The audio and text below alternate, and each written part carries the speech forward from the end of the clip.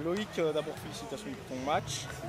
Alors après un statut de réserviste à Mons, tu pars à Pépinster pour gagner du temps de jeu. Puis voilà, maintenant tu es un joueur confirmé d'Espirou et tu as même un statut d'international. Alors justement, qu'est-ce que tu retiens de ton expérience avec les Lions? Je pense que les Lions, ça m'a beaucoup aidé, on va dire, dans ma confiance et savoir jouer à un haut niveau. Parce que les matchs européens, c'est quand même... c'est pas ce que j'ai vécu l'année passée à Pépinster, c'est pas du tout le même niveau. Ça m'a préparé à jouer, on va dire, l'Eurocup et aussi des gros matchs de championnat comme le Classico contre Ostende. Donc comme je disais, tu es maintenant un joueur confirmé avec l'Espirou. Quels sont justement tes objectifs avec le club? Déjà se qualifier pour le premier, on va dire, premier chapeau des playoffs.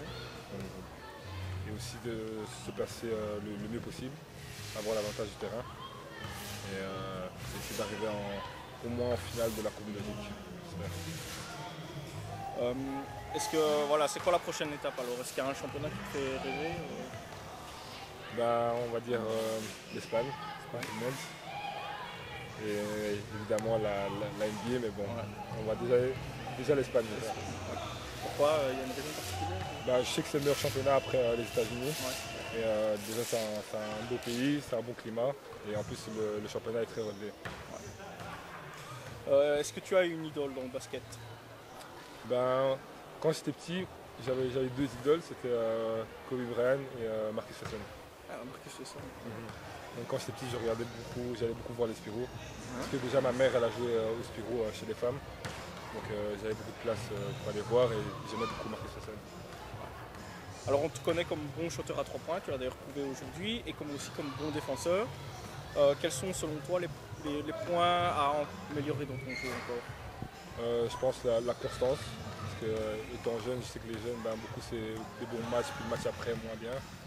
Et aussi rester concentré pendant tout un match. Je pense que c'est surtout mental. On sait que le coach Jacques Stas te voulait absolument. Est-ce que tu ressens une pression particulière vis-à-vis de ça? Est-ce qu'il est plus exigeant avec toi?